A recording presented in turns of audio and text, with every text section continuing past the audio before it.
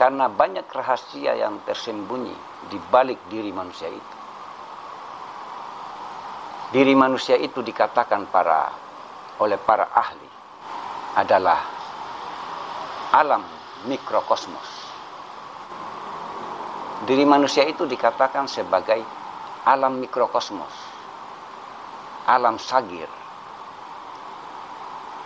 Tetapi sesungguhnya diri manusia itu melebihi alam kabir atau alam raya ini, alam yang luas ini, yang disebut sebagai alam makrokosmos.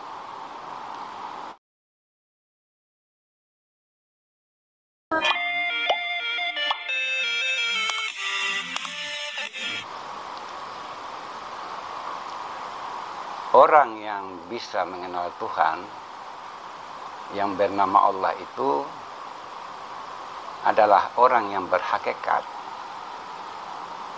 Kalau orang yang berhakikat, dia akan mengenal Tuhannya. Dia bisa menyaksikan, maka keimanannya menjadi kuat. Tidak akan bisa tergoyahkan tentang adanya Tuhan itu.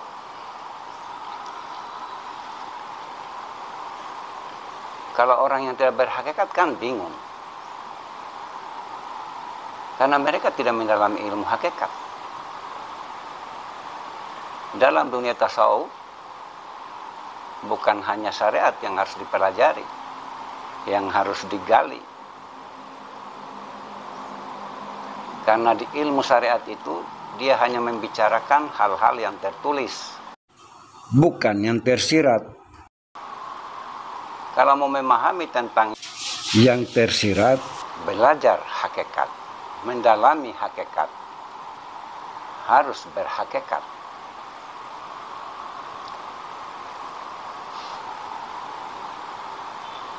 Dan orang-orang yang berhakikat itu memandang semua yang dipandang, yang terlihat itu hanya Allah. Karena yang mereka lihat, penglihatan yang mereka gunakan dalam melihat wujud Allah itu dengan mata hati, dengan kalbunya, bukan dengan penglihatan jasmani seperti penglihatan panca indera. Penglihatan panca indera terbatas jangkauannya, dan penglihatan seperti ini sebenarnya kalau menurut pandangan hakikat, penglihatan yang palsu, penglihatan yang tidak benar. Jadi memandang Allah itu bagi yang berhakikat tidak menggunakan semata-mata akal. Karena akal itu sejatinya suka menipu. Coba bayangkan kalau seseorang berbuat jahat, pasti ada perintah-perintah dari akal. Ada kekuatan akal yang mendorong dia sehingga dia bisa berbuat yang tidak baik, yang tidak benar. Makanya akal ini dipandang oleh orang-orang hakikat tidak bisa dijadikan pedoman untuk bisa melihat suatu kebenaran. Karena sifatnya seperti yang saya katakan tadi, yang sebenarnya sifat sebenarnya daripada akal itu adalah dia suka menipu, suka berbohong. Maka orang hakikat dalam memandang kewujudan tentang Allah itu, mereka menggunakan ilmu hakikat.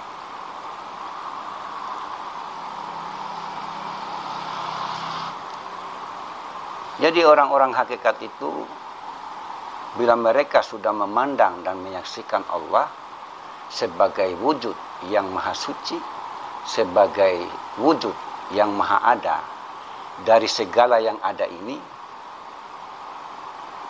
dalam melakukan suatu perbuatan, mereka sudah bisa mengetahui apa yang mereka dapat setelah mereka melakukan itu.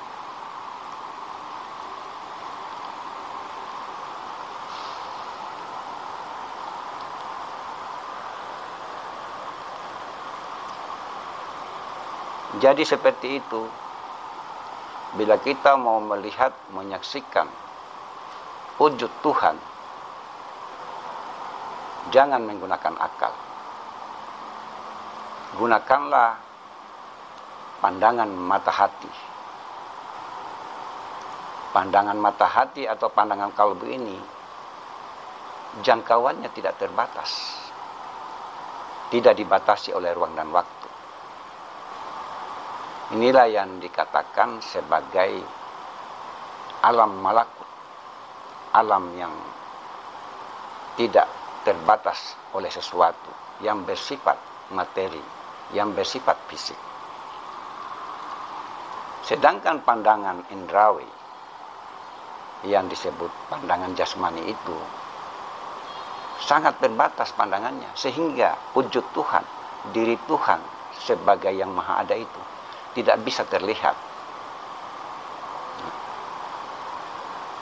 Jadi orang-orang hakikat untuk bisa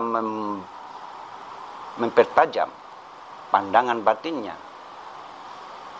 mereka melakukan ibadah-ibadah atau amal-amal yang bisa membuat mereka itu selalu dekat dengan Tuhannya. Mereka menjauhi yang dilarang, melakukan yang diperintahkan.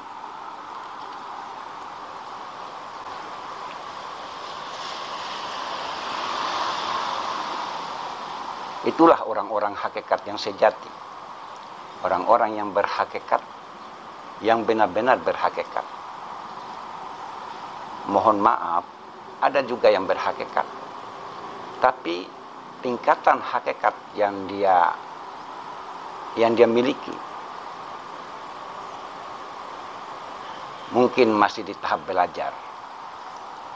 Sehingga terkadang apa yang dia ucapkan masih bertentangan dengan apa yang dia lakukan.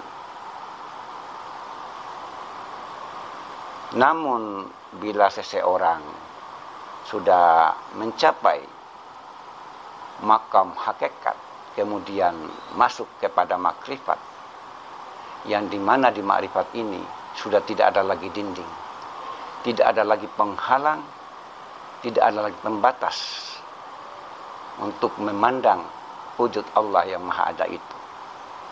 Namun mereka tidak bisa menjelaskan apa yang mereka lihat dengan pandangan kalbunya tadi. Kenapa mereka tidak bisa menjelaskan ini kepada siapapun?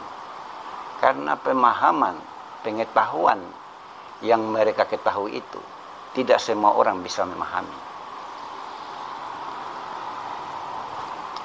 Jadi dalam konsep tasawuf, jikalau manusia itu mau mengenal Tuhannya sampai kepada penyaksian, maka disarankan, dianjurkan mengenal diri lebih dulu. Pengenalan diri bila digali, bila sudah dipahami tentang siapa diri ini, siapa diri manusia itu sebenarnya, maka akan terungkap hal-hal yang tidak bisa dijangkau oleh akal. Maka itu dikatakan, barang siapa yang mengenal akan dirinya, maka dia mengenal akan Tuhannya.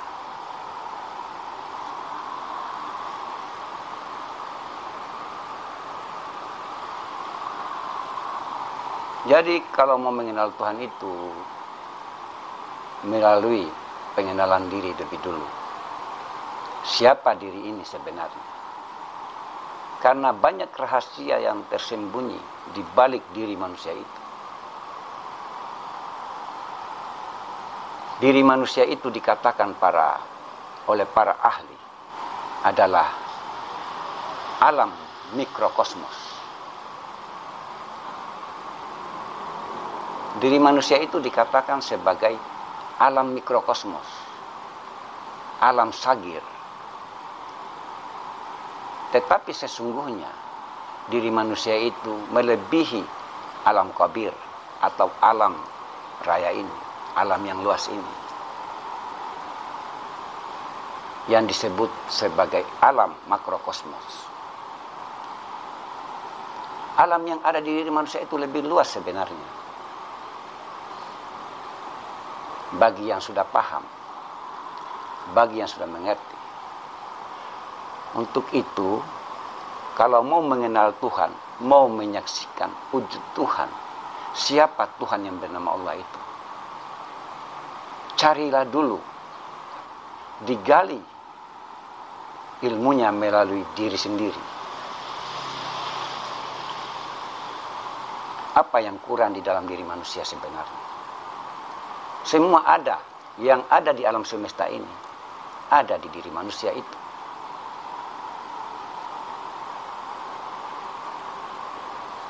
Jadi mengenal diri, kalau sudah mengenal diri yang sebenar-benarnya diri, akan ada petunjuk, akan ada hidayah, sehingga dibukakan tabir rahasia tentang alam semesta ini, termasuk keberadaan diri Tuhan itu.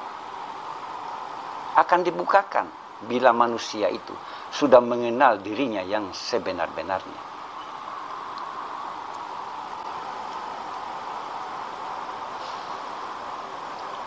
Hanya kalau mau mengenal diri, itu ada aturan mainnya. Artinya ada ketentuan-ketentuan di situ. Seperti banyak mempelajari ilmu-ilmu agama, bukan hanya di kalangan agama Islam yang harus digali, yang harus dipelajari. Kalau perlu, semua agama di dunia ini harus dipelajari sebagai perbandingan, sehingga pengetahuan tentang diri manusia untuk mengenal Tuhan itu benar-benar bisa tercapai.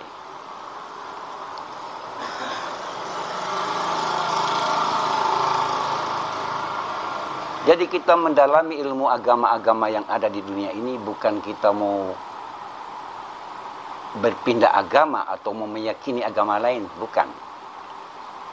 Kita mendalami, mempelajari ilmu-ilmu agama yang lain di dunia ini untuk bisa memberikan wawasan yang luas bagi kita, sehingga kita mengambil suatu keputusan di dalam meyakini adanya Tuhan itu